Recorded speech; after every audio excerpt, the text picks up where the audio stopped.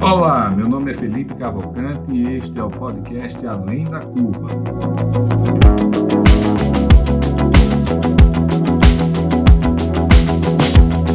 Uma realização da DIT Brasil e da Match Academy.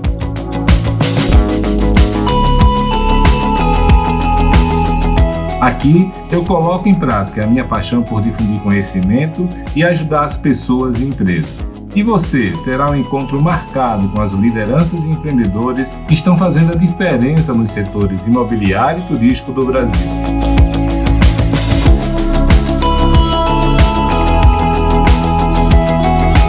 Você já conhece a DIT Brasil? A DIT é a entidade de atuação nacional nos segmentos de comunidades planejadas, loteamentos, desenvolvimento urbano, multipropriedade, time sharing e investimentos imobiliários. Nosso foco é a capacitação do mercado e a geração de negócios para nossos associados. Acesse o site www.adit.com.br e conheça nossos conteúdos, eventos, cursos e missões técnicas. Junte-se a nós, aumente seu network e faça grandes negócios.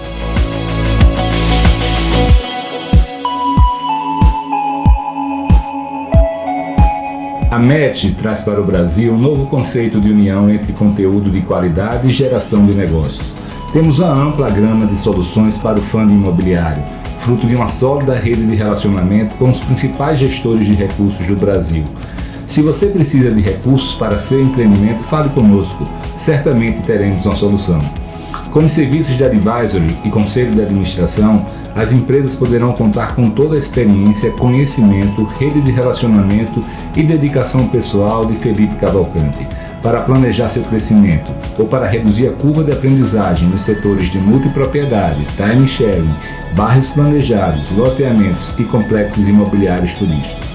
Já os cursos realizados pela Match apresentam assuntos muitas vezes inéditos no Brasil, sempre com viés prático e realizado pelos principais especialistas do país. Com o Advice Club, incentivamos o network e a troca de experiências entre empresários e executivos dentro de um ambiente único de transparência e colaboração entre os participantes. Através do movimento Somos Cidade, a Match está contribuindo para difundir o papel positivo do setor privado no desenvolvimento urbano e a importância de tornar as cidades mais acolhedoras para as pessoas. Com os podcasts Além da Curva e Somos Cidades, a newsletter Fica a Dica e o blog Para Reflexão, reforçamos nossa missão de reunir, simplificar e difundir conhecimento.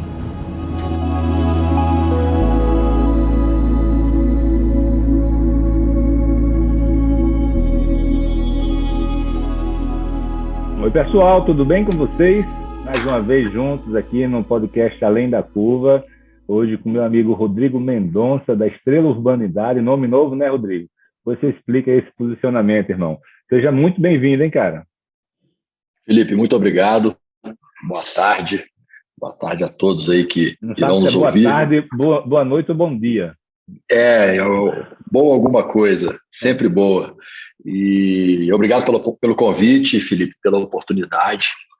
Acompanho o seu trabalho, acompanho o Além da Curva, com os podcasts, com a turma que trabalha aí no nosso mercado, e que está sempre trocando aí ideias, sempre dialogando contigo, né? Acompanho também a iniciativa do Somos Cidade, muito bacana, me chamou a atenção desde o primeiro momento que eu vi. Só gente boa, capitaneada por uma pessoa melhor ainda, né, Felipe? Você é uma lenda aí no nosso mercado, e agradeço mais uma vez a oportunidade. Muito bacana, cara. Obrigado aí pelas palavras. Agora eu quero tirar umas dúvidas contigo, irmão. Primeiro é o seguinte, cara, você tem uma trajetória muito assim, clássica, né, de loteamento, tá? E hoje migrando depois para urbanismo e agora urbanidade, né? Que são palavras parecidas, mas têm conceitos bem diferentes. Você podia explicar por que você mudou de urbanismo, o nome da sua empresa tá de Estrela Urbanismo para Estrela Urbanidade?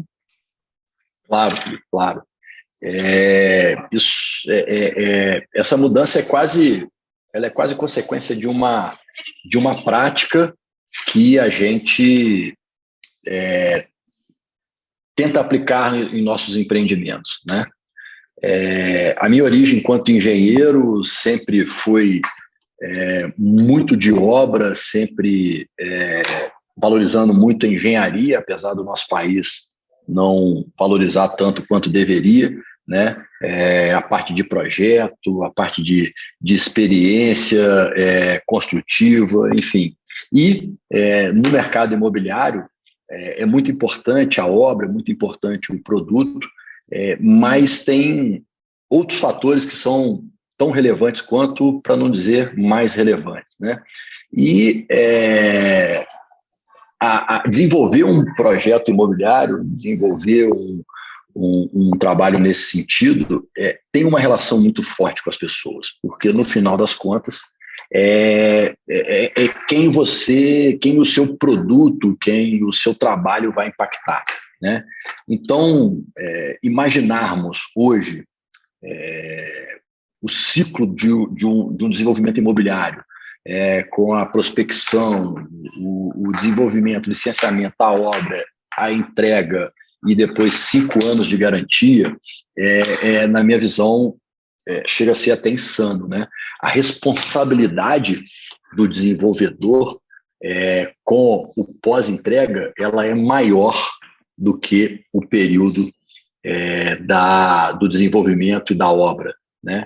Porque é nesse momento que você realmente vai impactar as pessoas com os seus empreendimentos, né? Com aquilo que você idealizou, pensou há 2, 3, 4 anos atrás, desenhou aquilo, criou uma estratégia de marketing, foi a mercado, teve sucesso, e na hora de entregar, será que as pessoas tiveram as suas expectativas alcançadas e aí a sua vida foi melhorada através dos seus projetos? Esse é o desafio, né? E pensar nisso hoje, sem pensar no mercado imobiliário, sem pensar as pessoas e sem pensar no coletivo, vai, na minha visão, na minha maneira de falar, vai dar 2 passos e vai cair, né? Então, hoje, a pandemia mostrou isso. As pessoas elas precisam ter lugares que se identificam, lugares que elas se sentem à vontade, confortáveis, seguras, e os projetos imobiliários precisam fornecer isso. E o isolamento social mostrou o quanto nós somos coletivos, né? O quanto nós precisamos nos relacionar, quanto nós dependemos uns dos outros, apesar de toda a dificuldade da humanidade se relacionar hoje em dia. Olha que curioso, né? As pessoas têm dificuldade, o mundo está cada vez mais polarizado e, ao mesmo tempo, tem necessidade, né? Como resolver isso? Poxa, podemos tentar através do que fazemos, do que nos motiva a sair da cama todo dia de manhã e desenvolver projetos imobiliários, desenvolvimento urbano, né? Então, a urbanidade, respondendo aí a sua pergunta, é uma prática, perfeito? É um exercício, e ela coloca as pessoas, o coletivo, à frente de qualquer outra coisa, né? E o que fazemos, o nosso trabalho, o nosso produto, as nossas entregas, é meio para chegar nas pessoas. Eu costumo falar aqui com a equipe, com a turma, com os parceiros, pessoal, nós precisamos desenvolver projetos, precisamos ganhar dinheiro, porque esse dinheiro vai propiciar o próximo projeto.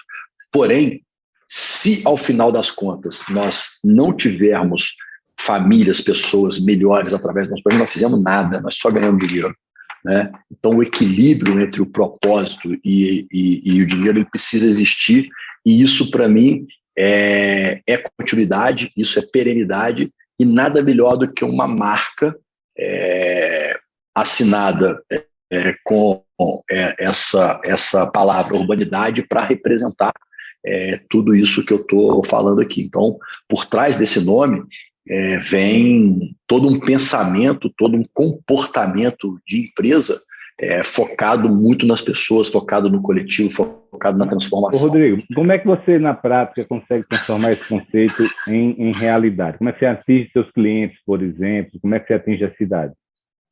Vou te dar alguns exemplos, né? Alguns exemplos bem simples, outros nem tanto.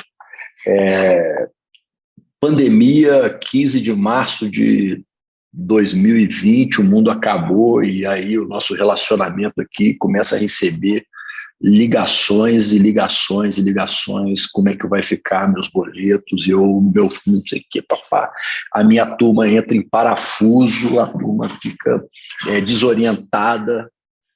Primeira coisa, turma, calma, tranquilidade, não adianta a gente apavorar que não vamos resolver nada. Vamos fazer o seguinte, vamos estabelecer aqui uma rotina, e essa rotina vai estar pautada na escuta. Todos os clientes que ligarem para a gente, nós vamos ouvir a história de cada um deles.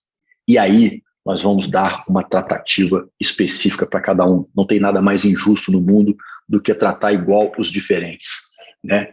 Então, eu tenho um cliente que já vem inadimplente comigo há 2, 3, 6 meses, me liga e fala que não pode pagar o boleto do mês que vem por causa da pandemia. Meu amigo, o seu problema não é a pandemia, cara.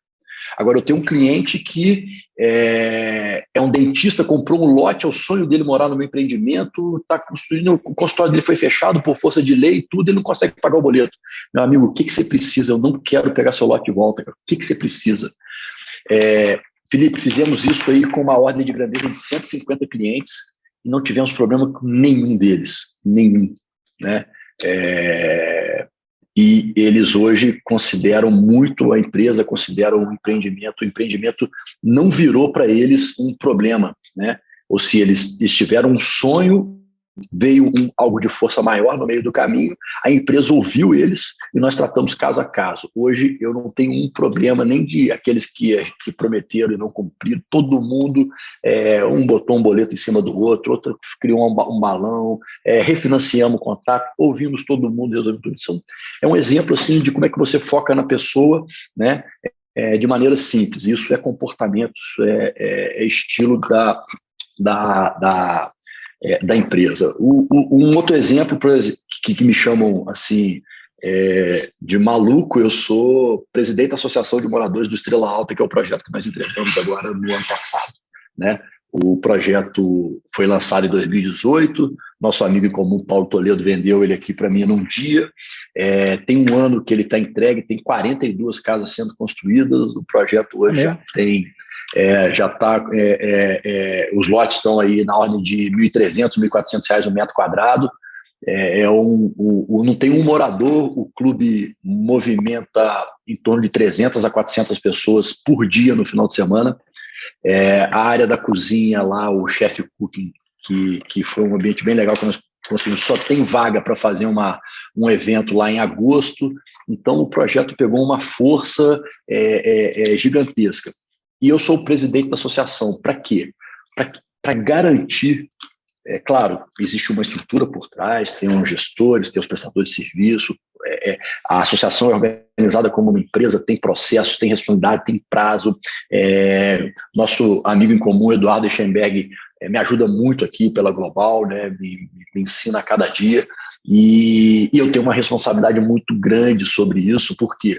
Porque se o empreendimento não funcionar como nós idealizamos lá em 2017, quando o Hélio projetou o urbanismo, quando o Abud veio e falou do paisagismo, quando o Paulo conceituou as áreas comuns, se aquilo não acontecer, nós desvirtuamos o propósito do projeto.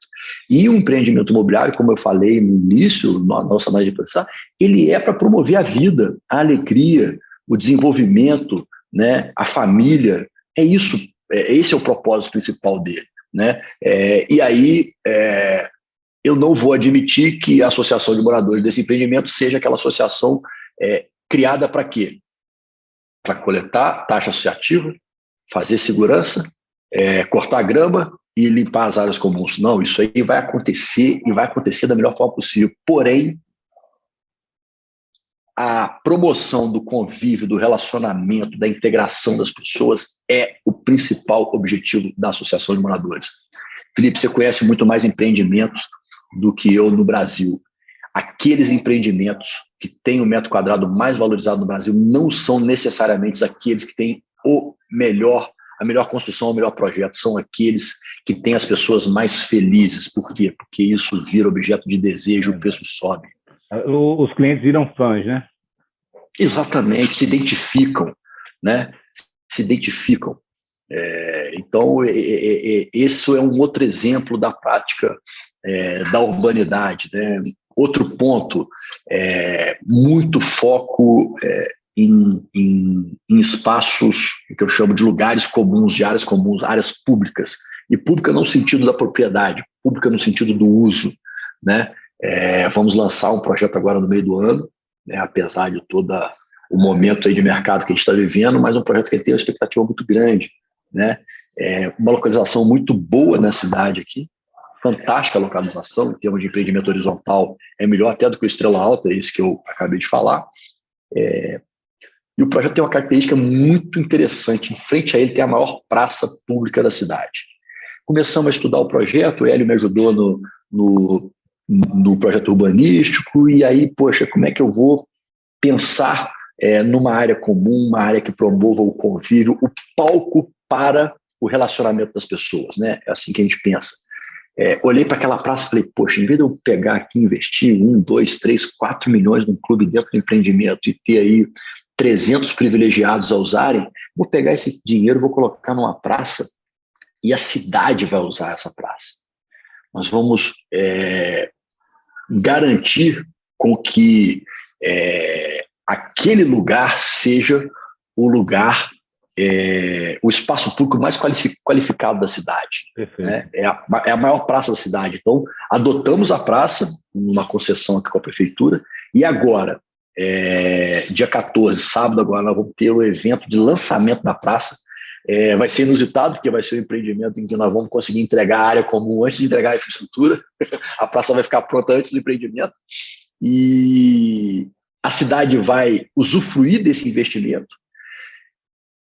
Vamos criar um modelo de autogestão da praça, por quê? Porque a prefeitura também, você vai ficar aí 3, 5 anos com essa praça, vai investir uma grana, requalificar ela, urbanizar ela, mas na hora que você for embora, quem que vai cuidar desse ativo aqui? A gente não tem grana para isso. Fique tranquila, prefeitura, eu vou instituir uma associação, vou desenvolver as lideranças. O dia que eu sair, a associação dos amigos da praça irá cuidar desse espaço aqui para que ele... Rodrigo? Como é que é essa autogestão, cara? É bem interessante isso aí, porque eu acho que muita gente tem interesse em fazer algo parecido, mas fica sem saber como estruturar, né? Exatamente. Eu vou, obviamente, formalizar isso através de uma associação, né, uma entidade civil. Vou começar a fazer um trabalho na comunidade, identificar as lideranças. Essas lideranças, no primeiro momento, vão estar comigo na gestão da praça, né? Vou estar encabeçando isso, mas vou treiná-las nesse sentido. E aí, essa associação vai promover eventos todo final de semana ou uma vez por mês, na periodicidade que nós planejarmos. Esses eventos terão a participação de comerciantes, de produtores do entorno, vão colocar ali as suas barraquinhas, suas operações.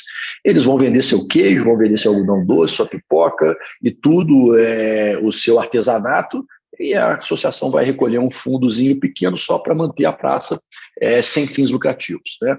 O modelo basicamente é esse, mas passa muito pela identificação das lideranças com alinhamento comportamental. Por isso que tem que ser sem fins lucrativos, para que isso não venha a ser um negócio, e tem que ser, não pode ser uma coisa política, né? Tem que ser uma coisa das pessoas que realmente querem manter aquele espaço, querem continuar, querem ter aquele lugar como um palco para o encontro, um palco para a promoção do relacionamento, da melhoria da qualidade de vida. Então, agora, dia 14, nós vamos ter esse evento. É um evento em participação com a prefeitura, e nós teremos atividades das 8 horas da manhã até as 6 horas da tarde, para todos os públicos, todas as idades. e todos os tipos, desde a prática de esporte, do bem-estar, da gastronomia, e vamos fazer aí um negócio bem inusitado, né? Teremos nessa praça a primeira praça gamer do Brasil. Jura? Como é que é isso? Isso aí, isso é um projeto meu muito, muito interessante. Vamos lá, Felipe, mudando aí o foco do físico para o digital. Nós estamos falando aqui de comunidades, perfeito? Perfeito. Né? Nós estamos falando de grupos de pessoas que têm um propósito, um interesse e valores comuns. Né? Onde estão essas comunidades? Historicamente, em lugares físicos. Né? E, num passado recente, a aposta dos estudiosos e tudo que isso estariam nas redes sociais. Na minha visão, isso já foi por terra. A rede social não virou espaço digital de comunidades. Hoje ela é muito mais, na minha visão, um desserviço à população do que um serviço, salvo, obviamente, exceções. Só que, dentro desse mundo, nós temos as comunidades que jogam, que têm interesse nos jogos eletrônicos. E aí eu comecei a estudar isso e conversar com alguns especialistas. Existem mundos dentro dos games hoje, né? As marcas patrocinam campeonatos de games, tem shows dentro dos campeonatos de games, vários influenciadores na linha do game para promover o convívio, para promover o uso adequado do ambiente digital. Então, você tem uma série de iniciativas muito positivas num ambiente que as pessoas não estão juntas fisicamente, mas estão reunidas com um propósito, um interesse comum num ambiente digital. E aí, essa possibilidade de fazer uma praça gamer, você junta o digital com o físico. Você tem aquela garotada que não é tão garotada mais, você tem os usuários dos games se relacionando num primeiro momento através do jogo ou do Discord, que é um aplicativo específico nesse sentido, e eles vão poder estar se relacionando na praça, jogando. Então, nesse dia 14, nós temos hoje, estamos patrocinando um campeonato de game que está acontecendo ao longo desses últimos dias, e a final vai ser lá, já são 350 inscritos, e a final vai ser fisicamente lá. Eles vão estar competindo num ambiente físico, eles vão estar no ambiente físico, competindo no ambiente digital, e vai haver um telão lá onde essa final vai ser apresentada para todos aqueles que queiram estar ali. E aí, os desdobramentos disso, Felipe, são infinitos. Você pode, amanhã ou depois, ter dentro de um empreendimento imobiliário desenvolvido pela sua empresa ou por outra empresa, você tem um ambiente de jogo, de convívio ali, você tem um jogo, você tem um show, né? Então, hoje já existem empresas patrocinando eventos. Você entra no jogo e lá dentro tem um show da Anitta, seja de quem for, para aqueles que estão ali. Então, as empresas hoje têm servidores de games para promover esse encontro no mundo digital. E se a gente puder juntar as duas coisas, né, o físico com o digital, eu acho que essa comunidade vai estar muito reforçada, né? Então, esse é um projeto bacana que a gente está começando a estruturar aqui. Tem Deixa eu só fazer uma outra pergunta para você. Assim, você começou a falar de comunidade, de software, de hardware, de pessoas. Eu tenho uma curiosidade, cara, que eu queria esclarecer contigo. Você veio do mundo do loteamento, e agora indo para a urbanidade, está entrando em bairros planejados. Eu sempre vi você nos eventos da DIP, sempre nas missões técnicas. Eu queria lhe fazer uma pergunta sobre urbanismo mesmo, cara, sobre o que é que mudou na sua cabeça, no seu negócio, quais são essas melhores práticas que você está conseguindo implantar na prática mesmo, né, que consegue sair do sonho. Como é que está sendo isso? Mudou algo nesses seus projetos, cara? Mudou bastante, Felipe, mudou bastante, né? Eu tenho a ADIT, né, e as pessoas que fundaram e que formam a ADIT, os eventos da ADIT, como o meu ambiente de conhecimento, de relacionamento, né? Devo tudo a essas pessoas que me ajudaram muito, que me apresentaram outras pessoas e por aí vai, né? E a gente começa a conhecer pessoas, conhecer empreendimentos, estudar um pouco e ver o mundo acontecendo ao mesmo tempo. E hoje o que determina o mundo é o desejo das pessoas, né? Então, o mercado imobiliário sempre foi pautado por decisões focadas em oferta, demanda, perfil de renda, e isso hoje é muito importante, obviamente, né? Mas o que as pessoas desejam daquele empreendimento hoje é mais relevante do que isso.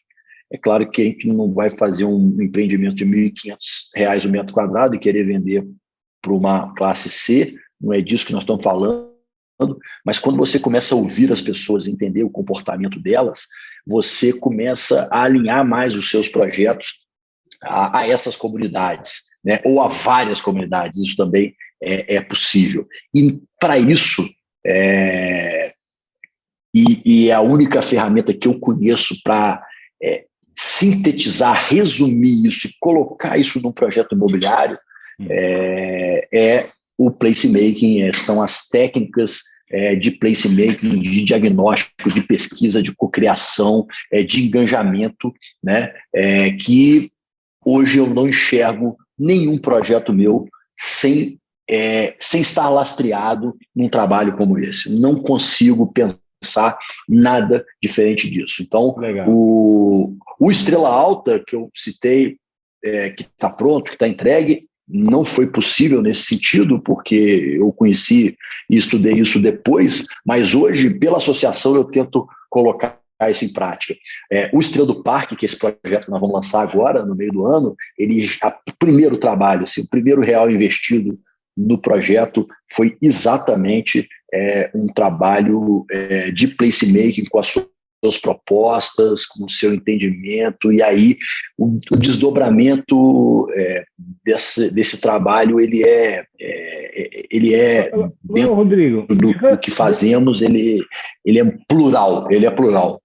Eu me lembro, quando eu fui lá para uns 15 ou mais anos atrás, mais de 15, eu comecei a estudar placemaking, né? A gente, em 2009, trouxe o cara que escreveu o livro de placemaking para um Nordeste Invest, não era nem a Dita Invest, lá em Natal. Então, a gente tem sempre disseminado essa questão do placemaking.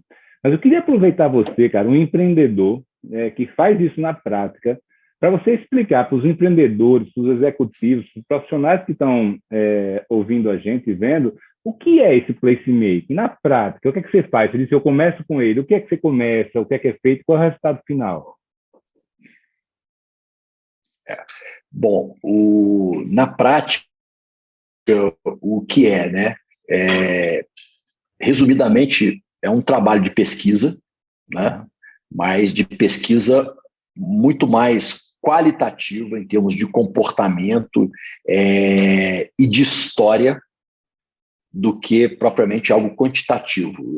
Você vai fazer um trabalho de placemaking, o resultado dele não tem um número, não tem uma planilha, nada, mas ele traz muito a história daquela área, a história onde ela está inserida em termos do bairro, em termos da região, em termos da cidade, o que aconteceu até aquela área estar ali disponível para um empreendimento imobiliário, o que as pessoas entendem daquela área, o que elas gostariam, o que incomoda elas, né? E aí, obviamente, com várias metodologias, você tem uma proposta de placemaking. A proposta, ela passa, não é um projeto, é algo totalmente conceitual, e ela imputa uma série de trabalho que se desdobram depois disso. Então, ela vai imputar a parte de projeto urbanístico, ela vai imputar o paisagismo, ela vai imputar marketing,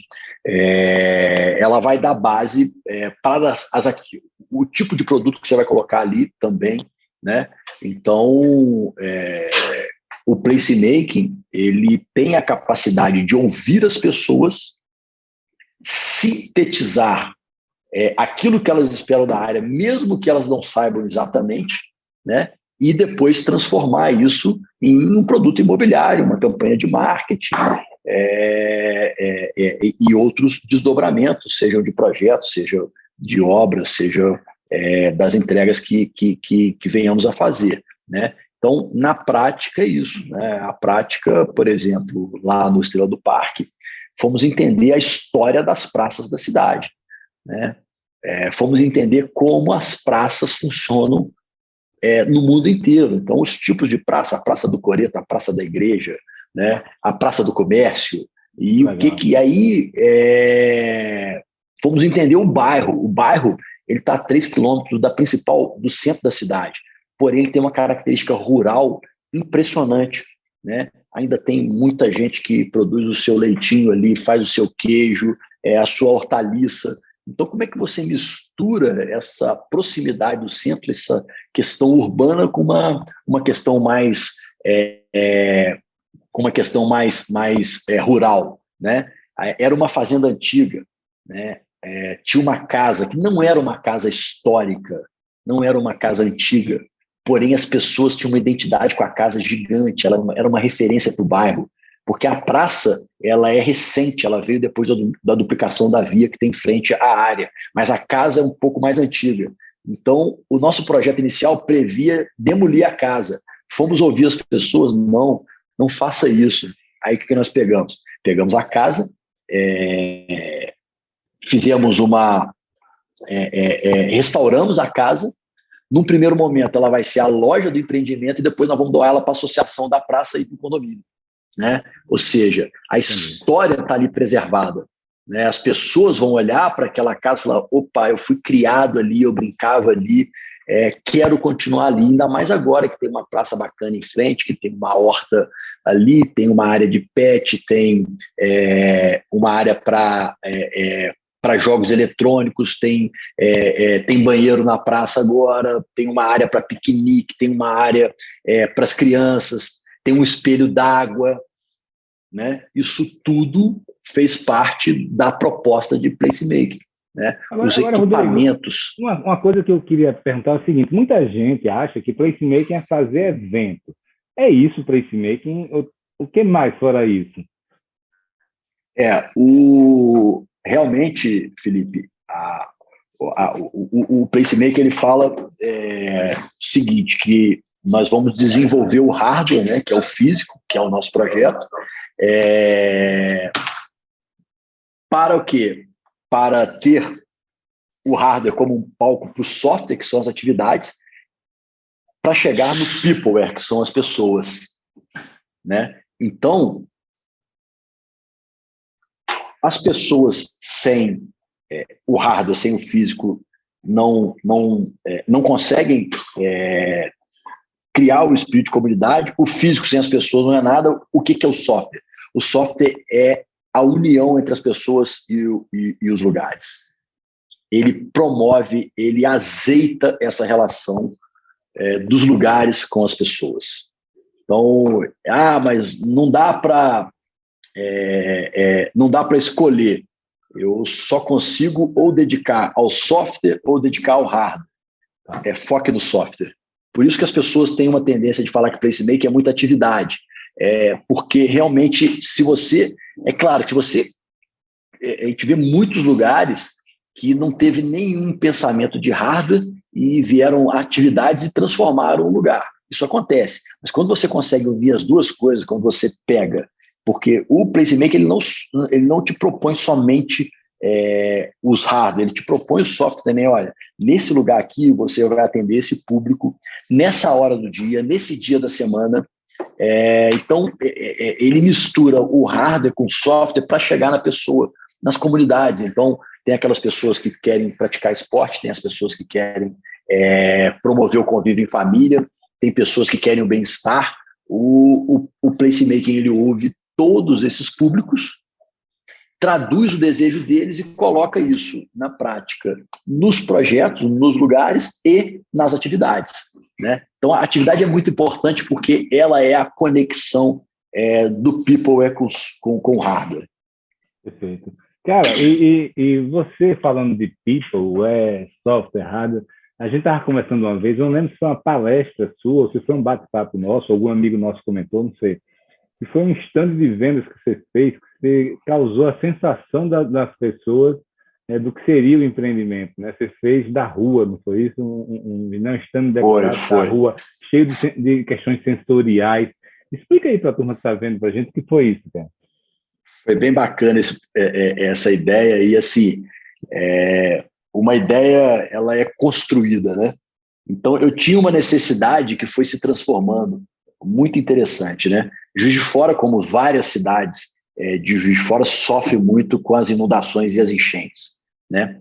E o Estrela Alta, que foi o projeto que nós lançamos em 2018, por força até da licença ambiental, eles pediram que nós fizéssemos dentro do empreendimento 2 bacias de retenção, para que a contribuição do empreendimento não impactasse no ponto baixo, nos cursos d'água na cidade. Bem, nós fizemos 2 bacias e são bacias secas, né? São bacias, eu brinco que são 2 maracanãs que nós temos dentro do empreendimento, que ficam lá, foram revegetados e tudo, mas não tem uma interação, né? Algo que é bonito. Aí fomos desenvolver esse projeto que nós lançamos em 2020, que é o Estrela do Lago, que fizemos essa loja. E aí eu falei, poxa, eu tenho que colocar esses dispositivos de drenagem para preservar, tem curso d'água e tal. O empreendimento estava a montante de um reservatório de água que abastece parte da cidade, então a responsabilidade nossa ambiental sobre aquele empreendimento era gigante, né? E aí eu falei, poxa, eu preciso fazer as bacias de retenção. E tinha um curso d'água dentro da área, eu falei, poxa, mas eu não quero ela seca, eu vou fazer ela fazer 2 lagos dentro do empreendimento e vou fazer um lago com 2 estágios. Se encher, o lago, se chover demais, o lago enche e ele serve como um pulmão para as bacias de retenção. Beleza, porque o lago eu vou contemplar ali e tal. Eu falei, poxa, mas eu também não quero um lago só contemplativo, eu quero um lago interativo, né? Eu quero um lago que as pessoas possam se relacionar com ele.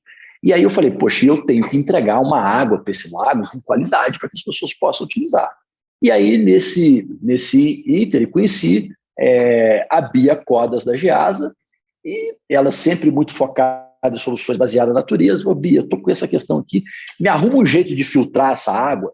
Aí eu falei, ela falou assim, mas você tem que preocupar com essa água desde o momento que ela cai da chuva. Eu falei, como é que é? Sim, você tem que se preocupar com a água, senão você não vai conseguir filtrar essa água. Não, Bia, me conta mais sobre isso. Falou, você conhece os jardins de chuva? Falei, não conheço não. Então, eu vou te mandar o material.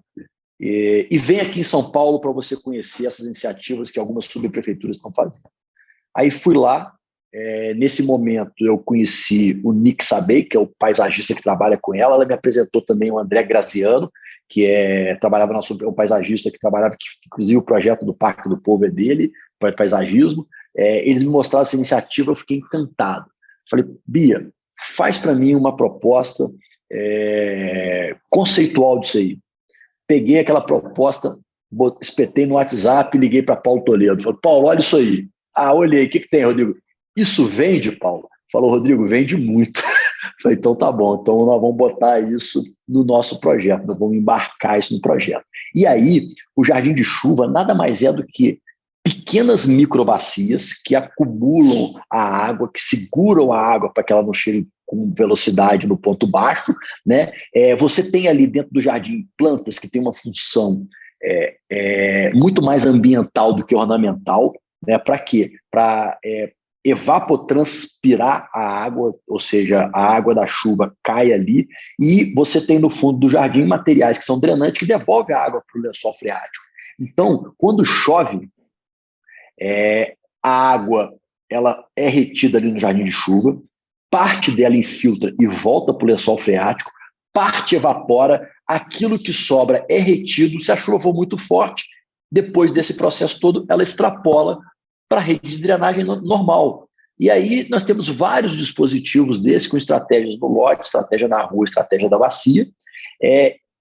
E aí eu falei, o desafio agora é o nosso cliente entender isso. Como é que eu vou fazer para o cliente entender isso? Aí, de debate daqui com a equipe de marketing, com o Paulo e tudo, para lá e para cá, falei, vamos fazer uma maquete animada. Não, o cara não vai entender. Vamos fazer um vídeo, não vai entender. E aí eu falei, poxa, vamos fazer uma loja e dentro da loja vamos construir a rua do empreendimento, vamos fazer um jardim de chuva dentro da rua e vamos fazer chover dentro da loja, cara, simples assim.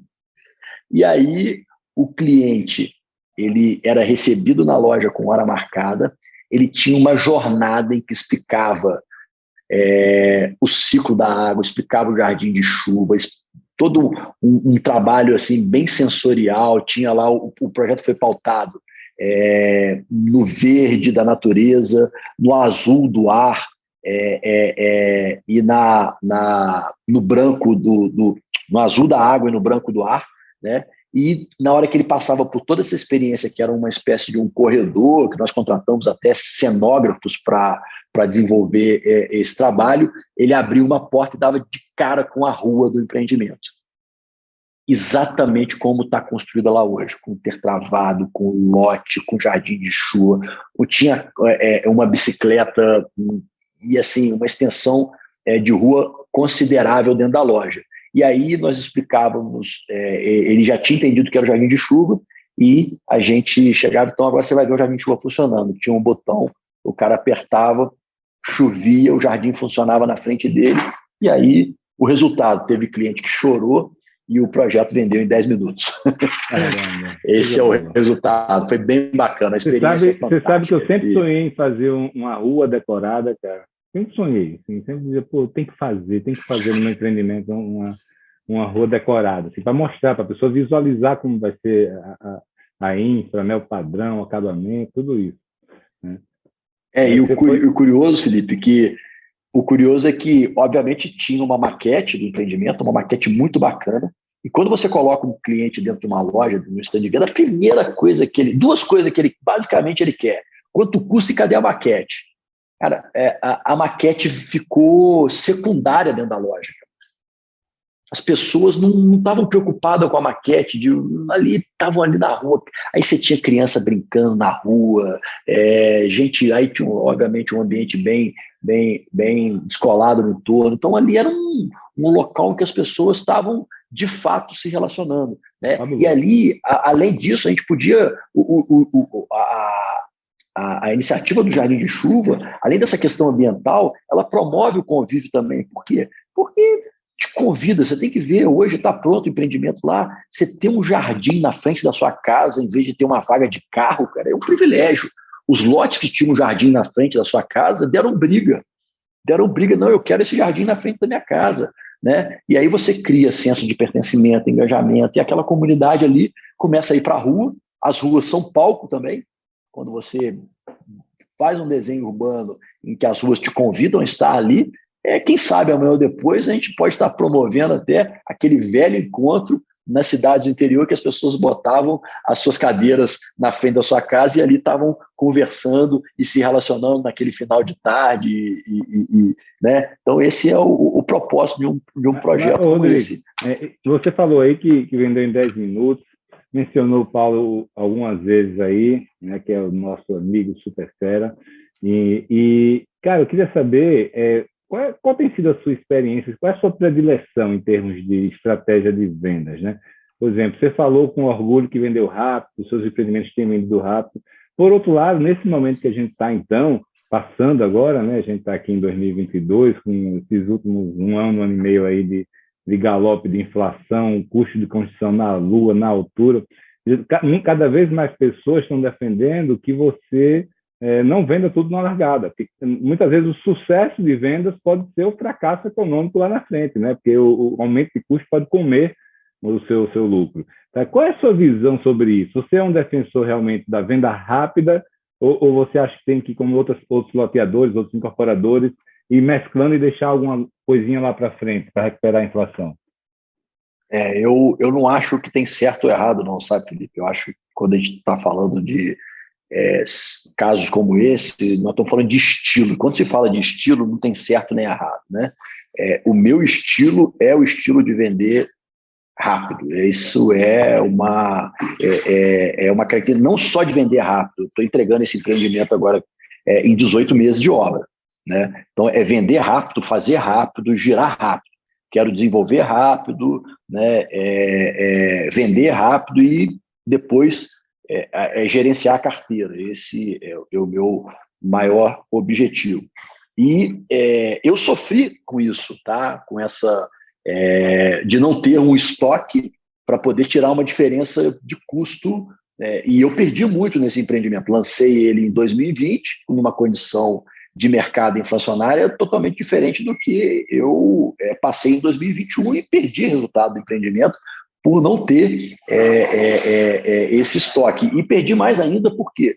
Porque tive um modelo de venda de curto prazo em que não tinha nem juros nem correção nos meus contratos.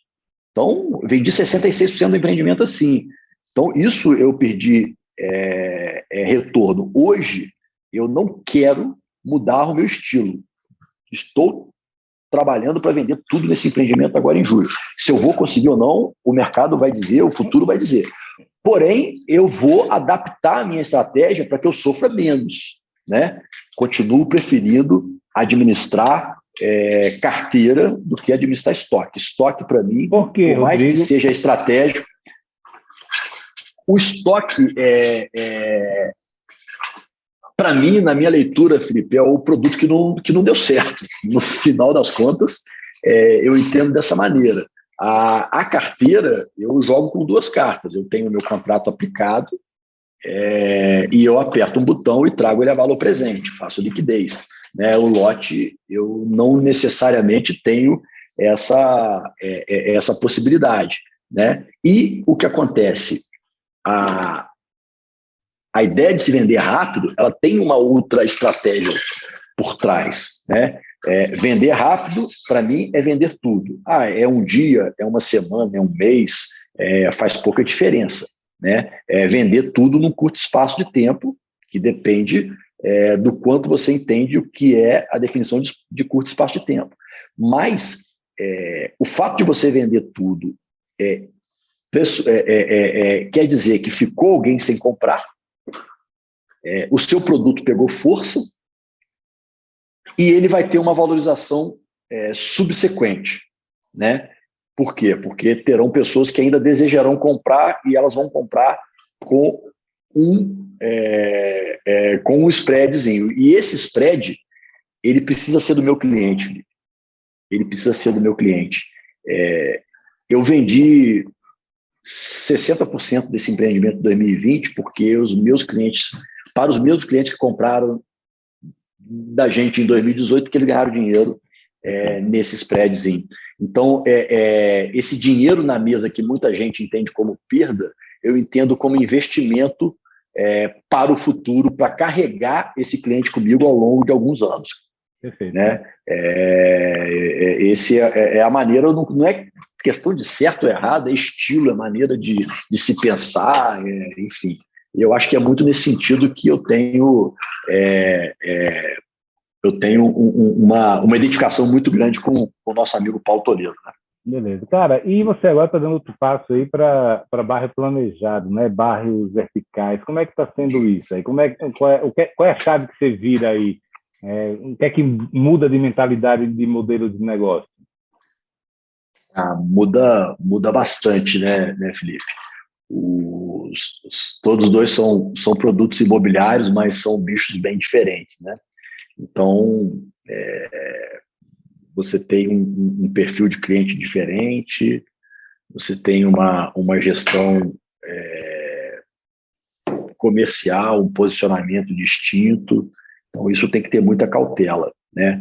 Mas não adianta. Quando se fala de comunidade, quando se fala de criar comunidades através de seus projetos, algumas palavras são inegociáveis, né? E a pluralidade é uma delas. Então, não tem como desenvolver um projeto imobiliário e achar que você vai ter uma singularidade de pessoas, de cliente, né, de perfil. Não existe, não existe. E quando você está falando de uma comunidade planejada, de um bairro planejado, e eu acompanho aí os podcasts, as suas discussões nesse sentido, os seus artigos, né, até sobre o seu objetivo aí de criar uma certificação, um manual para entender se os empreendimentos estão, porque como tudo no mercado, né, alguns termos banalizam, e o bairro planejado está próximo de banalizar, porque o cara faz um loteamento fechado, põe 2 lojas na frente e fala que tem um bairro planejado, e não é bem por aí, não é tão simples, né? Mas a pluralidade, né, a diversidade de uso, a diversidade de produtos que você tem ali dentro, ele é uma premissa de um bairro planejado. Não há como falar nisso, e aí muda praticamente tudo, né? Muda praticamente tudo. Você tem que ter uma capacidade de trabalhar com várias disciplinas, vários públicos, muitas variáveis, né? Que tornam o empreendimento bem mais complexo, né? Bem mais complexo. Então, nós temos aí vários exemplos. Pode falar. Eu estou desenvolvendo o projeto, o Masterplan está bem avançado, já temos toda a parte de paisagismo conceituada, tem algumas torres que já estão projetadas, arquitetura e tudo, e eu tenho nesse projeto um sócio que é especialista nisso. Ele, aqui na cidade, a empresa dele foi a que mais incorporou aí nos últimos anos na cidade. Então, isso, de certa forma, me deixa relativamente tranquilo, né? Então, essa complementariedade, eu com a minha experiência de infraestrutura, do desenvolvimento urbano, e ele com a experiência da verticalização. Só que não é a mesma coisa para mim, nem é a mesma coisa para ele. Ele está acostumado a desenvolver os produtos dele em terrenos, em bairros consolidados e tudo. Aqui nós estamos criando um bairro, apesar de uma localização muito privilegiada, mas é um local que ainda não tem históricos de verticalização em vertical, é um corredor muito comercial. O primeiro projeto residencial que tem é o Estrela Alta, aos fundos desse bairro, que é um horizontal, de alto padrão, né? O bairro, ele é um bairro que é aberto, é um bairro que é totalmente democrático para atender a cidade, para dar ao mineiro de Juiz de Fora uma alternativa ao centro da cidade, né? Tem a característica de centralidade, né? Um projeto que tem a dimensão de um bairro e a dinâmica, a vida de uma cidade. Esse é o nosso objetivo. E aí, quando falamos dessa forma, estamos falando de diversidade de uso, diversidade de produtos, de pessoas e uma série. Isso torna o projeto bem mais complexo, né? Bem mais desafiador. Muito bacana, cara. Agora sim, a gente está chegando no fim, eu não podia deixar de perguntar sobre aquilo que você é mais conhecido, né? Você nasceu aí como engenheiro, pô, você é um cara que sempre foi muito focado em infraestrutura, em custo, e eu vi aí, até anoitecer, agora há pouco, eu vi uma montanha aí atrás de você, né? Está em Juiz de Fora, não? As montanhas de Minas, literalmente. Cara, eu uma vez eu fiz um loteamento um terreno meio complicado, né? E foi um terror para mim, né? Porque realmente o cuidado ele tem que ser muito maior. Me conta um pouquinho desse seu background e de como é que você faz para gerenciar. Eu sei que você tem também uma atuação grande com o BIM. Quais são os segredos aí de tentar economizar e otimizar as obras de infra, e o que é que tem de novidade nesse setor aí? Felipe, eu sou engenheiro de formação, sempre atuei no mercado imobiliário, mas a minha maior experiência com obra vem do mercado de obra industrial, especificamente no mercado de óleo e gás, com obras bastante complexas em termos de tamanho, de disciplinas, de interfaces e uma série de coisas. Quando eu foquei mais no mercado imobiliário, eu tive até que calibrar um pouco essa gestão para que não passasse um pouco do limite.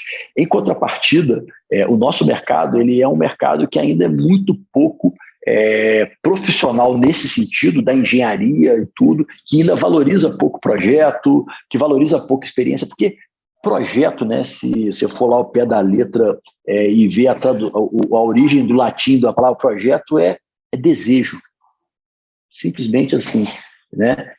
Aquilo que eu desejo, que eu idealizo e eu coloco no papel, né? E para a gente idealizar e precisa de ter cabeça branca, ou no nosso caso, uma careca, né? Não adianta achar que o estagiário vai projetar. E o projeto, ele é multidisciplinar por natureza, então os projetistas têm que ter um comportamento colaborativo, contributivo e por aí vai, né? Então, o desafio de se montar um projeto em que todas as disciplinas se encaixem e depois fazem sentido na obra, faz sentido comercial, é muito grande. O ciclo é muito longo, o tempo é muito longo, as variáveis são muitas, né? E aí, nesse sentido, eu procuro estar sempre muito junto aos profissionais que têm a competência técnica e comportamental adequada a isso que a gente está falando, né?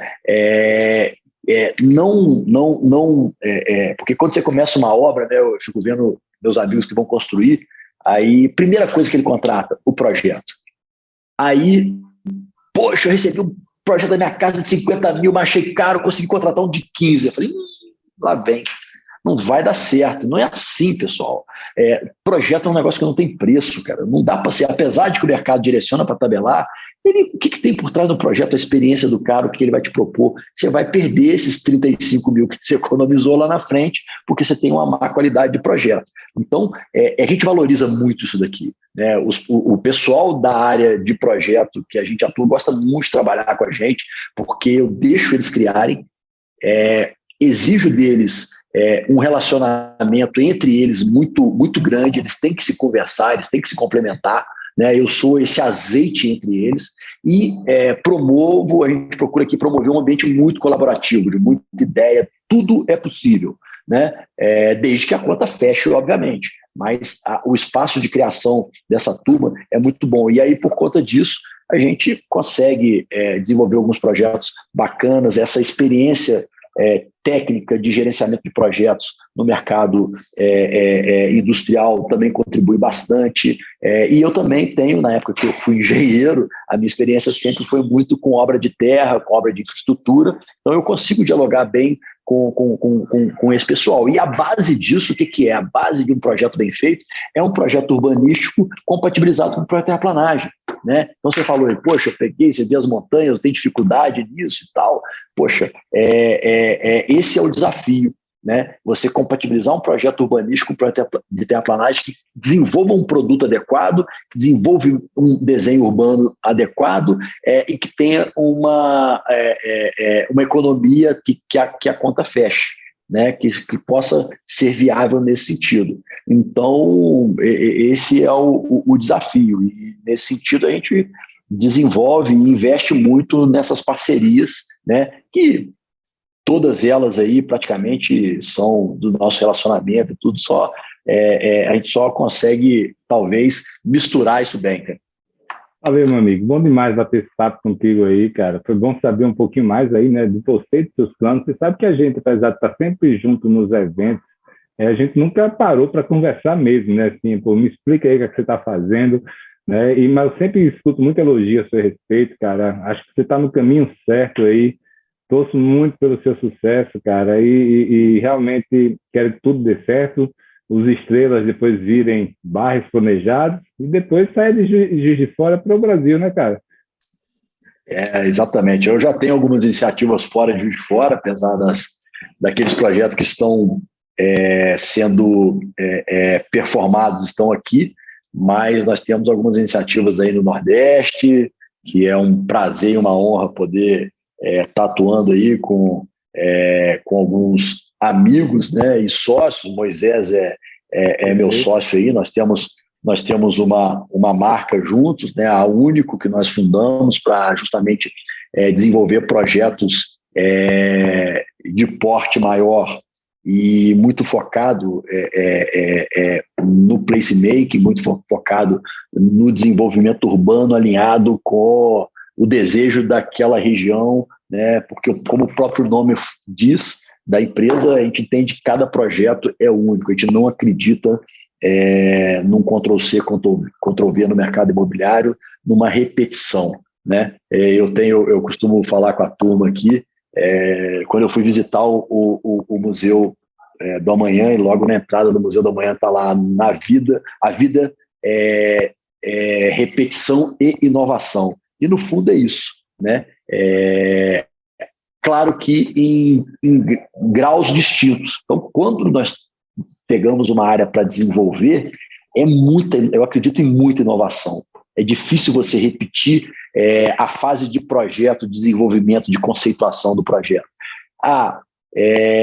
Criou, aprovou, colocou no mercado, criou campanha, vendeu, vai começar a obra, aí o foco é mais repetição realmente, não fica de muita inovação não, porque pode dar problema, né? Sempre tem uma inovação ou outra, mas o nosso negócio ele é tão de longo prazo que ele permite você ter ciclos com características distintas de inovação e de repetição dentro do mesmo empreendimento. Então, a Único vem muito com esse sentido, né, de inovar bastante e considerando que cada projeto tem a sua particularidade, né? Cada pessoa é diferente da outra, por que cada projeto não pode ser diferente? E é assim que a gente pensa, e isso dá trabalho, isso funde a cuca, mas é gostoso, cara. É gostoso, exatamente, é gostoso. É zero monotonia, filho.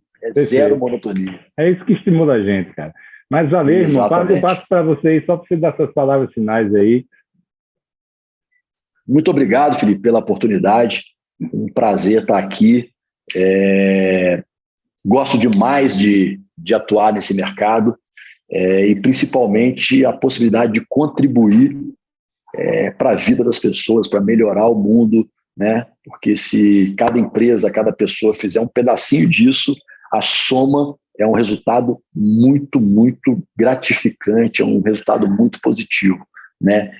E os movimentos, as iniciativas, os trabalhos, os grupos que você forma, né, com a sua capacidade de juntar pessoas com o mesmo propósito, com os mesmos valores, eles têm isso muito, muito claro. Isso me motiva muito, isso me inspira, e por conta disso que eu, mais uma vez, agradeço a oportunidade, não só de estar batendo esse papo com você, como tendo a oportunidade de me relacionar contigo, cara.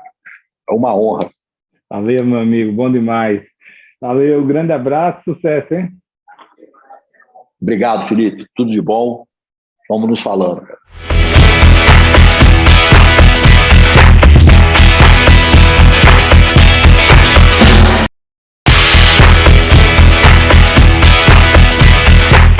Pois é, amigos, termina aqui mais um podcast Além da Curva. Quem quiser ficar por dentro das ações e novidades da Adit Brasil, pode visitar o site www.adit.com.br. E quem quiser conhecer mais sobre os grupos Mastermind e as soluções de funding da Match Academy, pode acessar o site www.matx.com.br.